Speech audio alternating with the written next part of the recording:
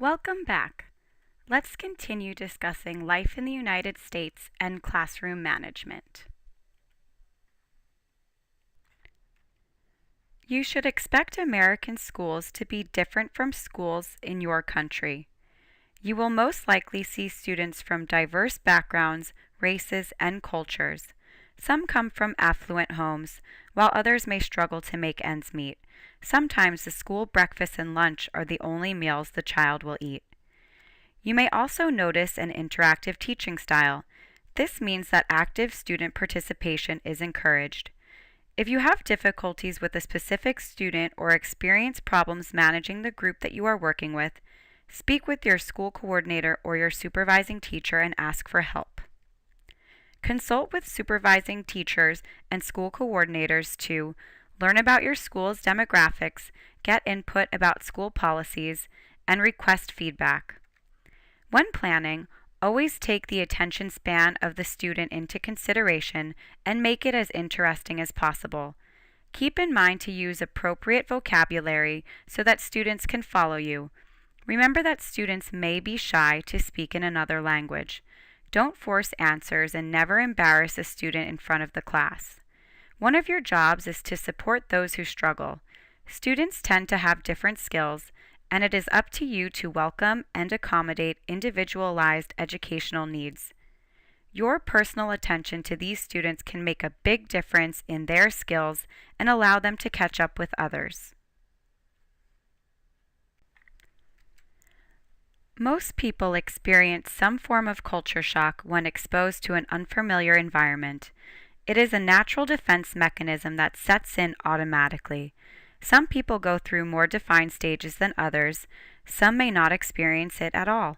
Typically, the stages of culture shock manifest as they are documented in the above diagram. You start off your adventure so excited, ready to experience it all. Yahoo! You arrive in the United States and everything is new. Too new. What have I done?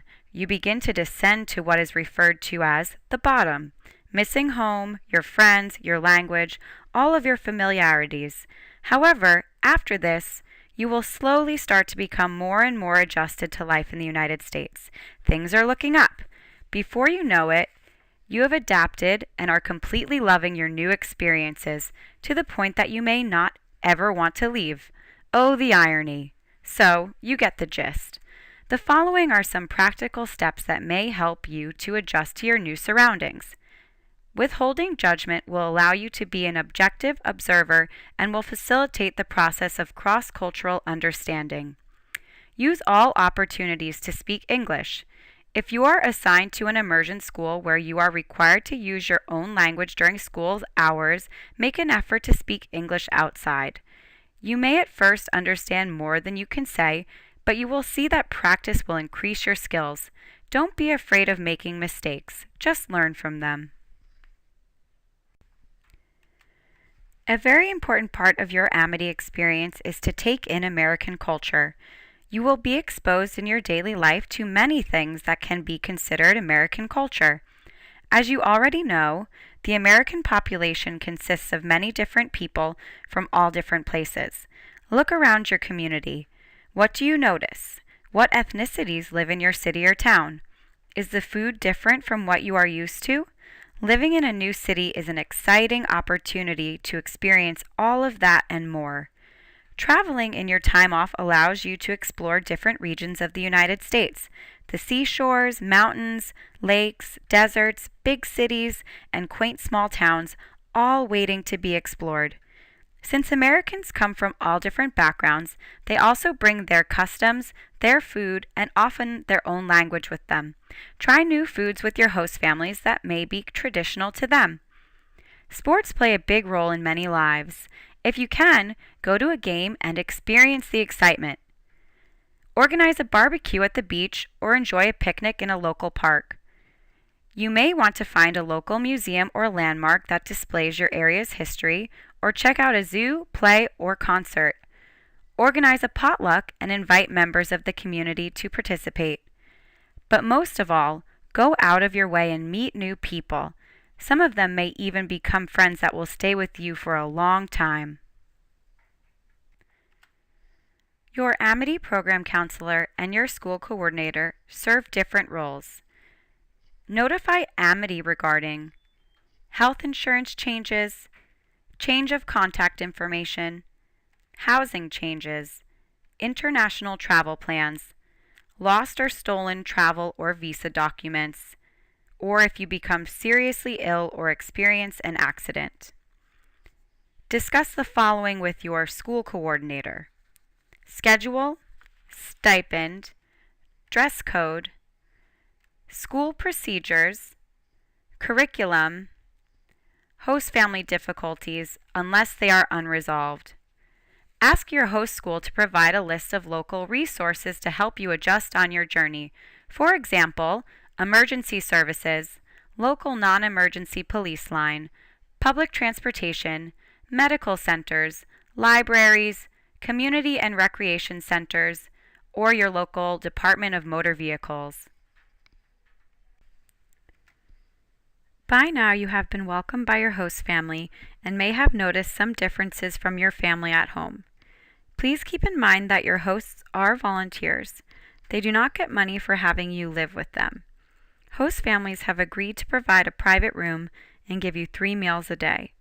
Some may be able to take you out to a restaurant occasionally. Others may not have the means to do so. It is very common that interns live with more than one family during their internship. It will take some time to get to know each other better, but you should expect to become a part of your host family. Help out before being asked. Americans may not feel comfortable asking for help. You are expected to keep your room clean. Make your bed every day, hang up your clothes, and vacuum at least once a week.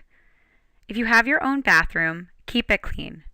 If you share a bathroom with other family members, ask where your toiletries can be stored. Hang up towels, wipe the sink, and clean the shower or bathtub after use. Ask what you should use to do this. Most hosts expect that you spend time with them. If there are children in the home, you should make an effort to establish a friendly relationship with each of them. Some hosts would like you to speak your language only with their child. Respect their wishes as much as possible, but feel free to discuss the matter if the child resents it and withdraws from you. This may happen if the child is a beginner in the other language and simply does not understand what you are saying. Be sensitive around teenagers. They may be in their own world, and it could take longer to become friends. Don't be offended if you do not develop a deep bond. Not all people connect on the same level, and may be so different that a close bond is not possible. Don't take it personally. Ask your host if there are any items in the house that you should not use. Be specific. For example, ask how to use the washer and dryer, and if there are specific times when you can use them. Ask how they like to load the dishes into the dishwasher. Ask if and when you can use their computer if you don't have your own laptop. Adjust to their habits of watching television or listening to music. Most families have a set schedule that may feel hectic to you. It is very common for American children to take afternoon classes or to be enrolled in various sports. Parents are usually driving them, participate actively in these activities, or coach or help in other ways. You may feel at first a little overwhelmed by this, but try to see it as part of the different culture in which you are immersed. Some families may have scheduled meals together, while others do not. If meals are planned as time for the family to be together, you should make an effort to participate. If you cannot be present, you need to let them know ahead of time so that they can plan accordingly. If meals are handled more casually, you may be asked to help yourself. Normally, this means that you should feel free to open the refrigerator or cupboard and prepare your own food. It is always a good idea and very important that you ask if there are any items that you should not use or take. You may also want to ask if you could have a special space where you can store items that you buy for your own consumption. You should not see your host's home as a free hotel where you come and go as you please. If you want to stay out late, you should notify your host and come home without disturbing their sleep. Most work and need their rest time during the week. You should be careful with making unreasonable requests. This includes asking your host if your visiting boyfriend or girlfriend or family member can also stay with them. Americans may not feel comfortable to deny this request, but most often do not like being put in this position, so just don't ask.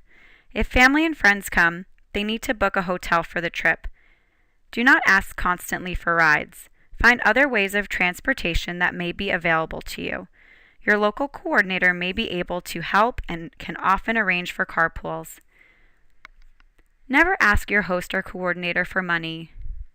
It would be equally unacceptable to complain to your host about the small stipend amount you are receiving. If you cannot afford something, you will have to wait until you can, or not buy or do it. Your internship has specific beginning and ending dates. These dates are binding. If you have a wonderful time here, it is understandable that you may want to stay longer, but this is not possible. Do not ask your host to help you extend your stay or visa. They cannot help you because of the special visa you are holding. Do not ask your school to hire you as a teacher at the end. These requests create unusually uncomfortable situations. You will have to go home at the end.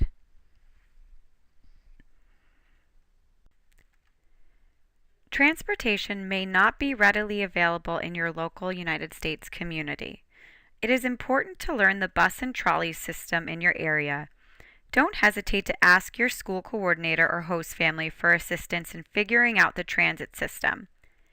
If you hold a valid driver's license, you will be permitted to drive. Please remember that you are operating a vehicle in a new country. You must follow state laws regarding a driver's license, and you must have automobile insurance.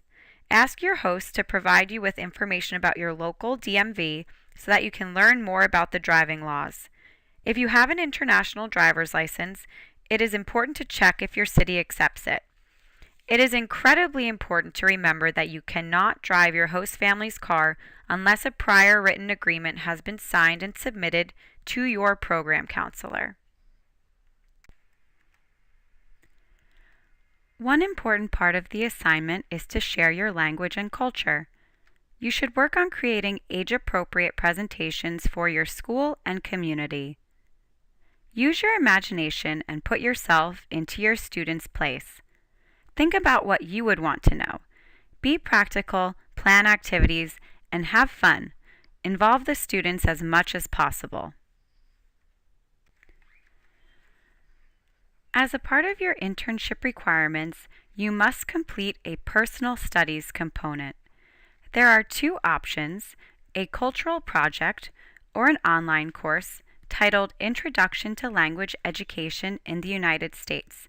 Failure to complete this part of your internship will prevent you from receiving your certificate of completion from Amity Institute. Please contact your program counselor with any additional questions. In closing, we want to thank you for taking the courageous step to participate in this program. See this time as an opportunity to grow as a person. Remember, you are not alone. There is a network of people around you that care about you. You have the chance of making a difference in others and yourself. Go for it.